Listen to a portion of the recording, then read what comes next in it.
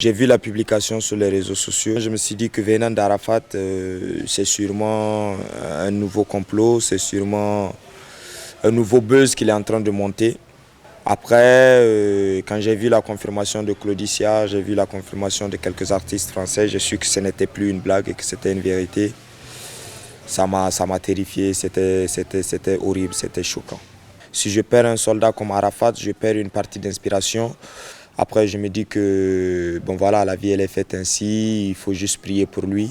L'Afrique a perdu un très grand artiste.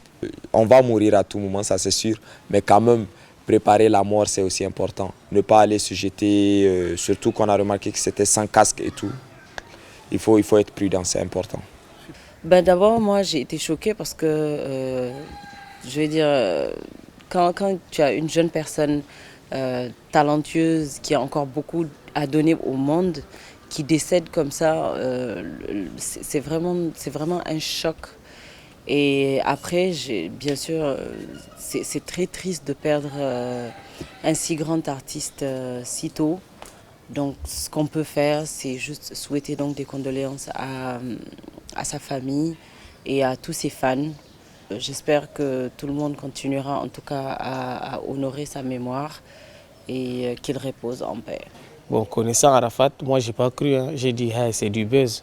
Et pour attirer les gens, pour que les gens parlent encore de lui.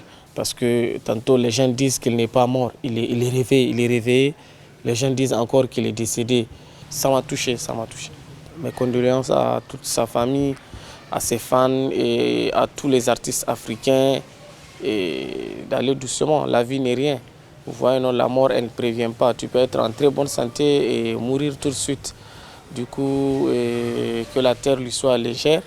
La mort, pour moi, n'est pas, ou philosophiquement parlant, n'est pas un échec définitif à la vie. On peut mourir, ok, mais continuer aussi à vivre à travers ses œuvres. Tout compte fait, aujourd'hui, il nous a laissé, en tout cas, un répertoire très costaud d'ailleurs, parce que depuis 2003, depuis son premier single, il n'a pas arrêté de travailler. Arafat était une légende, donc pour moi, il va continuer à vivre à travers donc, la musique. Continuez à écouter Arafat, continuez à le garder dans vos cœurs, mais dites-vous que c'est la volonté de Dieu, ça doit arriver et c'est arrivé.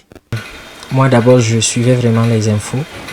J'avais su dès le soir du 11, quand l'accident a eu lieu, j'ai vu la nouvelle sur Facebook et sincèrement, j'avais pas eu aussi peur que ça. Je me disais qu'il allait s'en sortir en fait. C'est un artiste que j'admire beaucoup.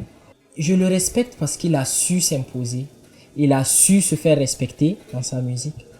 Il n'y a aucun mot qui saurait matérialiser en fait la souffrance que ses proches sont en train de vivre ou alors la souffrance que ses fans sont en train de vivre présentement.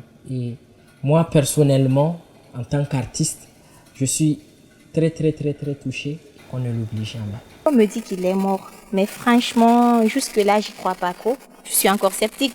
Pour moi, elle va ressortir, il va revenir, ça peut être un buzz parce qu'on le connaît aussi grâce à cela. C'est un monsieur qui aime beaucoup faire le buzz. Donc franchement, s'il est vraiment mort, je dis bien s'il est vraiment mort, c'est un grand coup pour tout le monde, un gros coup quoi. Avec ses délires, avec la joie qu'il communiquait dans ses musiques. Et parfois même on le crie. Moi j'aimais souvent dire, il est tellement bien qu'on comprend pas ce qu'il dit. On comprend pas, mais on danse parce que ça fait danser, ça fait de la joie. C'est aussi ça l'esprit vraiment ivoirien qu'il a pu transmettre à tout le monde. Donc s'il est mort, on est vraiment, moi en tout cas personnellement, je suis vraiment désolée quoi.